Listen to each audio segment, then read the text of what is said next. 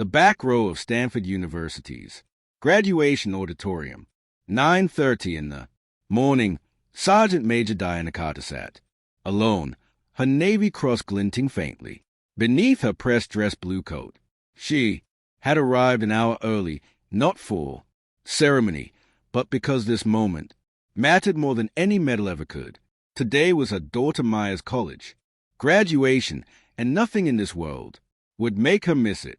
She clutched the ticket tightly, the one Mia had mailed, with a handwritten note. Mom, I wouldn't be walking across that stage if it weren't for you. Please be there. But 2 guards in suits were already approaching her seat. Diana had served 25 years. She'd earned her rank the hard way through fire, blood, and decisions that still kept her awake some nights. Today, she wore her uniform because it was the only formal clothing she owned. Her closet held fatigues and memories, not dresses. As the auditorium filled, she noticed other parents in tailored suits and designer dresses. A few glances came her way, the kind she'd seen too many times, the kind that questioned why a muscular black woman with a regulation haircut and military bearing was sitting in the reserved family section. The guard stopped at a row. One carried a clipboard. The other scanned the seats with a suspicion of someone looking for a problem. This section is family only. Diana's voice stayed calm. I'm her mother. She lifted her ticket. Maya Carter's name printed clearly on it. The man squinted at the ticket, then at her uniform, then back at the clipboard. He shook his head, slowly as if she just failed a test. We need to re-verify this with our guest list. Please step outside while we check. The second guard gestured toward the back doors, his hand resting near his belt. Diana's heart burned, but she stood. Some parents were watching now, whispering. She stepped into the hallway and waited, hands clasped behind her, back in parade rest, a habit from decades of service. Minutes passed. 5, then 10. Finally, one guard returned. His expression hadn't softened. There's no record of you on the verified list. I'm going to have to ask you to leave campus. Diana's hands trembled. Just once. Then they steadied. I fought for this country for 25 years. My daughter invited me. You can't just... The guard interrupted, his hand moving closer to his belt. We don't want any trouble. Please head to the parking lot now. For a moment, Diana considered fighting it, demanding supervisors, showing her military ID, making a scene. Then she thought of Maya up on stage soon, scanning the crowd for her mother. She turned, shoulders squared, and began to walk. But someone was watching. Inside the auditorium, Maya Carter sat among the graduating class, scanning the rows.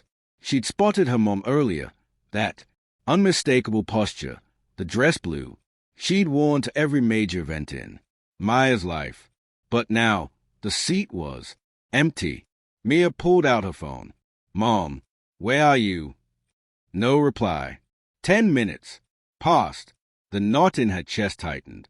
Beside her sat Corporal Sophia Reyes, her childhood best friend and newly inducted Navy SEAL. Sophia noticed Mia's screen, read the message, and her eyes narrowed immediately. What's wrong? Asked another SEAL graduate in the row. Behind them, Lieutenant Marcus Webb. My mom is gone. She was right there. Now, her seat is empty. Sophia's jaw clenched. Your mom is Sergeant Major Diana Carter, right? Yeah. Why? Sophia didn't answer. She stood and 5 other SEALs in the row rows with her. Marcus, Jenkins, Torres, Kim, and Rodriguez, all fresh from Bud's graduation, all wearing dress whites. Out in the hallway, Diana walked toward the parking lot, head high but heart heavy. When the guard's hand had touched her shoulder to guide, Her out. Something triggered. The hallway dissolved. She wasn't at Stanford anymore. She was back in Helmand Province, Afghanistan, 2019. The heat was suffocating, the air thick, with dust and the metallic tang of blood. Her unit had been ambushed during a medical evacuation. 12 Marines pinned down. No air support. No backup. Radio crackled. Shadow actual. We need immediate evac. We've got 4 critical, 8 wounded. Way out of time. Diana had made a choice that day. She'd stayed for 6 hours under enemy fire. She coordinated the evacuation, treated the wounded herself, and held the position until every single Marine was out. She'd refuse extraction until the last stretcher was loaded. The Navy Cross on her chest wasn't just metal and ribbon. It was the weight of 12 lives she'd carried out of hell. Diana blinked. The parking lot returned. The California sun felt too bright, too clean, but the memory remained, burning like the metal beneath her coat. Sergeant Major Carter, a firm voice called from behind. Diana turned. 6 young sailors in dress whites were walking toward her, formation tight, eyes locked on hers. Sophia Reyes stood at the front. Sophia said, snapping to attention, "Did someone just remove you from that auditorium?" Diana hesitated. "Yes, they said I wasn't on the list." Lieutenant Webb's face went stone cold. "You're a decorated Marine. You have a Navy Cross, and your daughter is about to graduate." Sophia turned sharply toward the auditorium. "Follow us." The 2 guards reappeared at the entrance, blocking the entrance. "We told you to leave," one said, stepping forward. Jenkins, the youngest SEAL, moved like a coiled spring. "Stand down. This woman has a Navy Cross and a family waiting." Inside, Torres stepped up, flashing a Department of Defense credential. "You want to explain to the Pentagon why you ejected a decorated war hero from a public university event?" The guards froze. Diana felt something shift after years of being dismissed, overlooked, questioned in her own country. 6 young warriors were now standing beside her like she was royalty. Sophia extended her arm. "We've got you." Together, they re-entered the auditorium. The audience quieted as the SEALs walked down the center aisle in perfect formation. Sergeant Major Diana Carter walked at the center, flanked by 6 sailors whose presence commanded absolute respect. Parents whispered. Cameras flashed. The dean paused, mid-sentence on stage. Maya spotted. Her eyes filled with tears.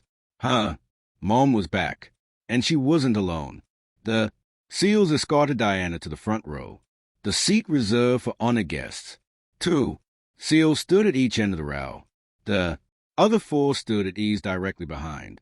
Her hands clasped, eyes forward. The announcer cleared his throat and continued. Maya Elizabeth Carter. Maya rose from her seat.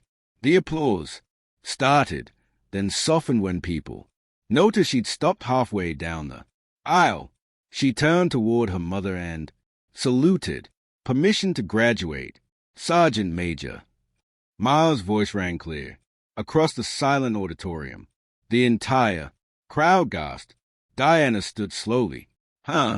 Throat tightened, but her voice came out, strong and steady. Permission granted. Maureen.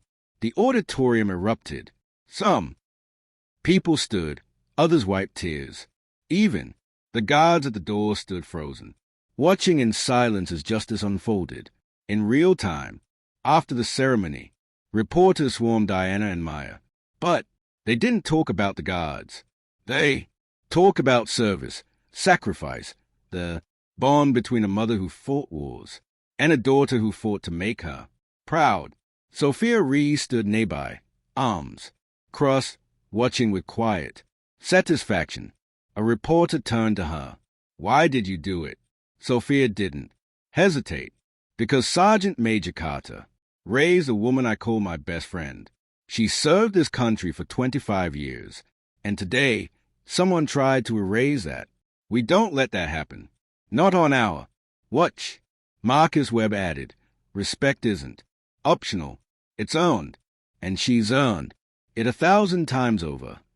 Diana embraced her daughter for the first time in months.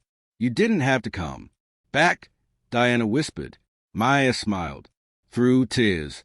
Mom, you taught me to never back down. How could I not? 3 months later, Diana Carter received an invitation. It was from Stanford University, a formal apology, and an offer to speak at the next year's graduation as a keynote speaker. The 2 guards quietly reassigned, but Diana didn't focus on them.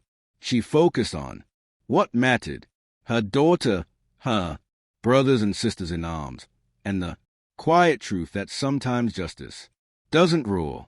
Sometimes it walks through a door in dress whites, stands beside you, and says, "We've got you." That day, Diana didn't just watch her daughter graduate. She became a symbol, not just of pride, but of the battles fought quietly at home, the struggles for dignity, the fight to be seen, and, in the end, surrounded by warriors who refused to let her stand alone. She was finally truly honored.